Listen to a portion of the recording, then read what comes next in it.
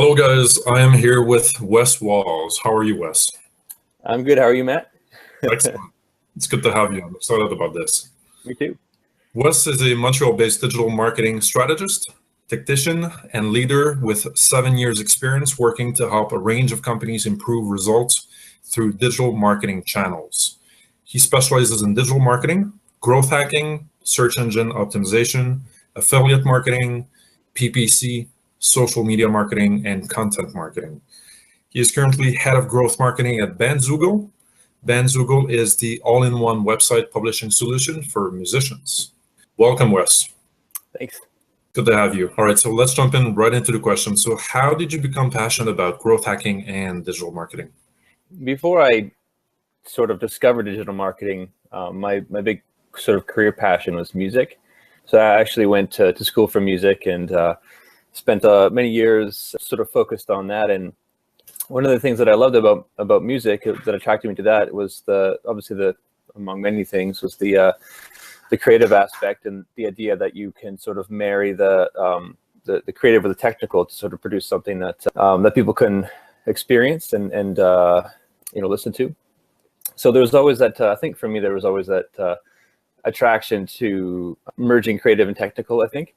So when I decided that music wasn't something that I was going to do as a long-term career, I was looking for something else, and I think digital marketing was a natural fit just because of that. And at the time, it was when I started it, it was sort of this emerging field. I think a lot of people were learning what it is and sort of developing the concept of digital marketing. So there were a lot of opportunities, and in Montreal, where I was living, and still do, the digital marketing community was very welcoming and friendly, and it just felt like a natural direction to head in.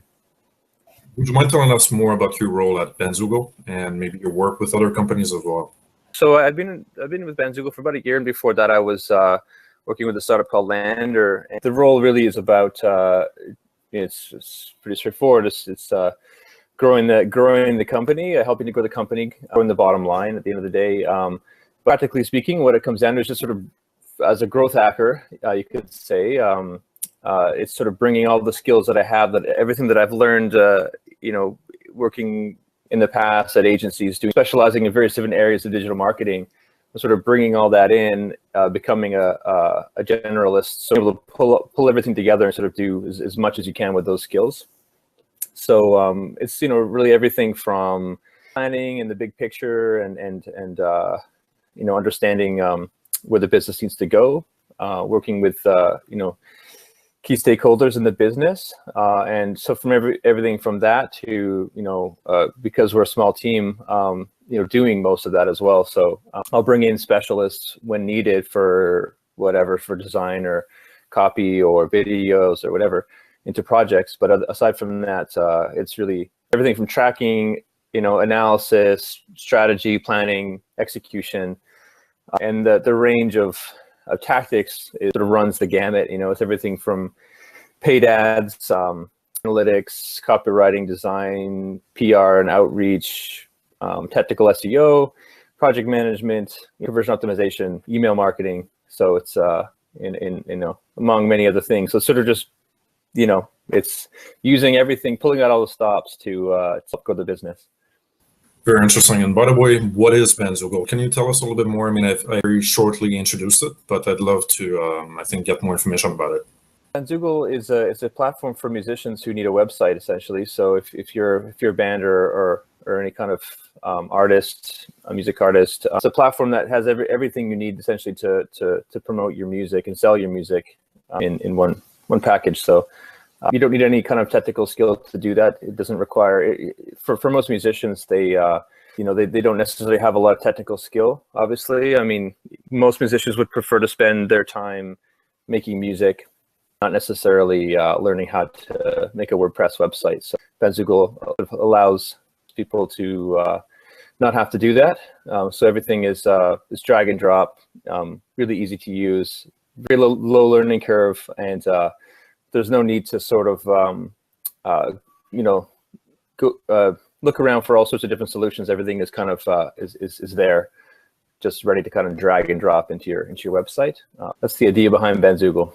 So they can just focus on their music, basically. That's right. Yeah, exactly. So it's really a time saver. I mean, I remember that myself. As a musician, obviously promoting yourself as an artist is a pretty important thing, and a website is a really key part of that. There are obviously many other things that you need to do, but a website is sort of a keystone. And I remember spending quite a lot of time myself learning how to use WordPress and build a WordPress site, and looking at WordPress templates and learning how to play with HTML and stuff like that. And I personally would have liked to have saved myself a lot of time, and Bandzoogle would have been a good solution had I known about it back then.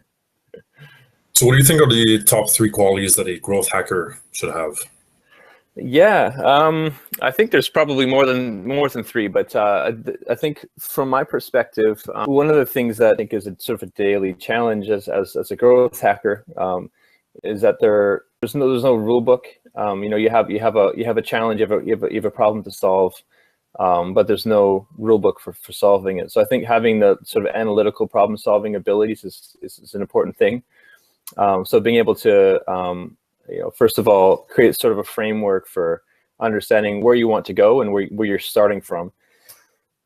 Developing sort of a process from how to get from A to B, often without any sort of reference in terms of how to do that, or what you're trying to do necessarily. So it's really kind of starting with being able to work with stakeholders to create your own objectives, getting to know what your metrics are, and figuring out for yourself how you can move the needle on your metrics. So I think you need to have some good problem-solving skills and analytical problem-solving skills to achieve that, to be successful in your role, I think, as a growth hacker. I think definitely creativity is an important one. No matter how many skills you have, technical skills you have, or how much planning or strategy you do, if you're not able to put together a sort of compelling campaign, probably aren't going to see much movement on what you're trying to do. So I think there's sort of an art form to good marketing, and I think having that sort of creative ability to create good marketing is a good quality. The last thing is, I think the best way I could sort of say it is having kind of fire under your feet. You need ideas, obviously, to start from, but ideas are the easiest thing to come up with. The hardest thing to do is actually getting stuff done. And I think even not necessarily knowing what the outcome will be when you start. It's not always clear how things are going to work or what exactly you're going to do. So just having that sort of fire under your feet to just do stuff, because you need to do a lot. There's a lot to do. That sort of idea of moving fast, failing as fast as you can, learning from that and getting better. Sort of, I think just having a good strong pace is important. So I think things done and moving quickly. It's a good quality. So number 1, analytical problem-solving skills. Creativity is number 2, and having a fire under your feet or getting things done quickly as number 3. Right. That's what I would say. Great. Who are some of the successful growth hackers that you've learned from? Yeah, this was an interesting one. I mean, I had to sort of give some credit to my colleague Justin Evans, who I worked with at Lander. He's one of the co-founders of Lander, and I think at the time I was moving from sort of an agency role to a role where I was more of a growth hacker, kind of in-house, and working closely with Justin and among other people. And I think from Justin I really learned how he's very masterful at the art of marketing, I think, and the compelling messaging. And I really learned how powerful and effective that can be when it's done right. Creating something that really resonates with your audience when you communicate it in a certain way. I don't think you define himself as a growth hacker, but I think as somebody who does that myself, I think I learned the power of that from Justin. I also learned not to be afraid of even your craziest ideas. Just sort of no matter how big and crazy your ideas might be, or just embracing those big crazy ideas, and often those are the ones that end up being the most amazing ideas that producing the most amazing results, kind of thing. So that's one person. I think I have a couple of other ones here. I think neither of them are actually growth hackers, but I think there's some good lessons that I've learned from them in my journey, I guess. There's a guy named Michael King. He's an SEO. He's sort of SEO thought leader, I guess you could say. The reason I mentioned him is because I was really following him a lot for a while, because he was sort of the first to promote this idea of keyword research for SEO, and combining that with audience personas to kind of create a framework for not just optimizing for keywords in SEO, but just for actually optimizing from the whole user experience, from the search engine results page all the way through to the end result that the user is hoping to achieve.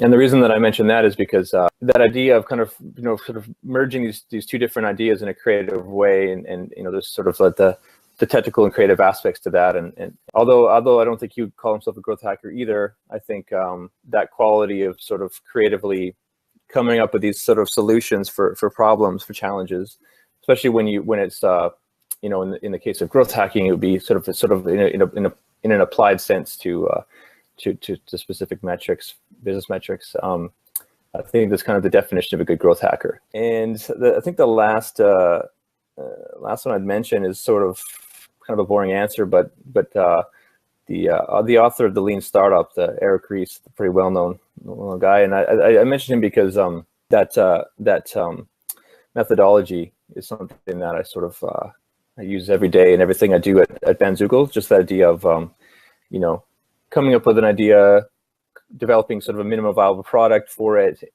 Whether that's sort of like just the basic sort of landing page, variant and optimizely or whatever, something quick and easy.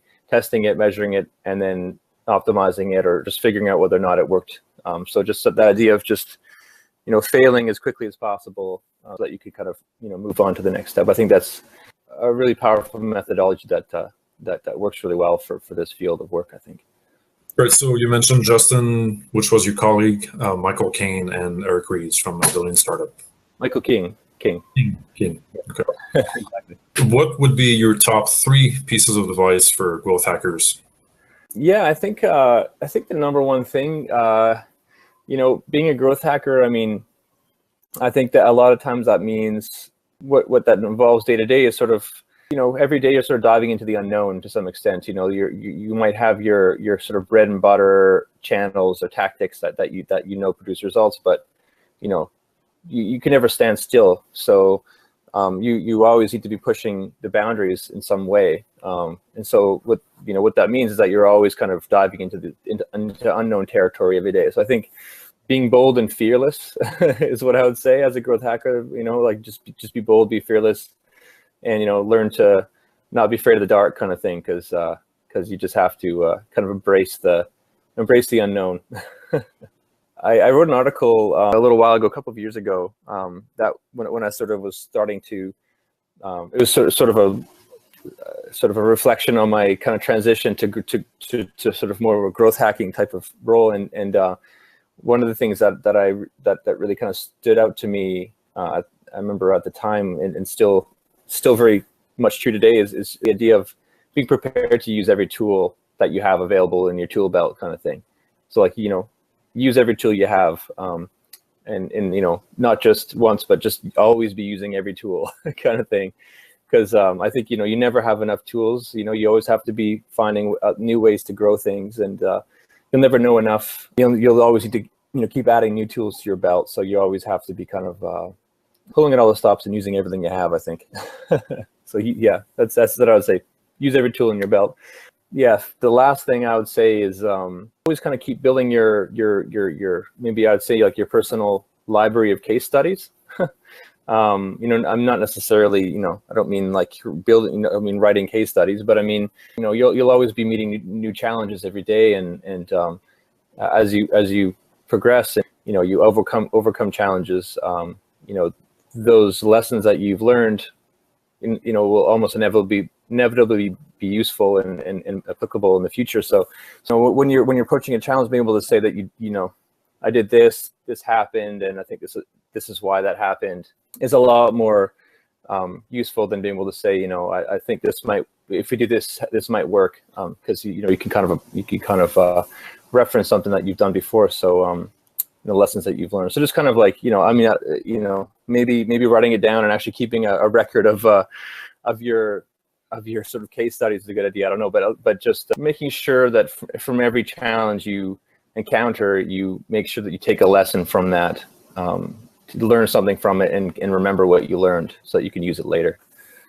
So what I got from that was, number one, diving into the unknown, so always being bold and fearless. Number two was using every tool you have in your belt. And number three, always keep building your case studies, challenges, and how you solve them, and what you learn from them. Yeah, that would be my top advice, I'd say. Awesome. Wes, thank you so much for doing this. I knew this would be valuable, and I can't wait to share it with the community as well. Awesome. Thanks, Matt. Have a wonderful day. All right. Thanks, you too. Talk to you soon. Ciao.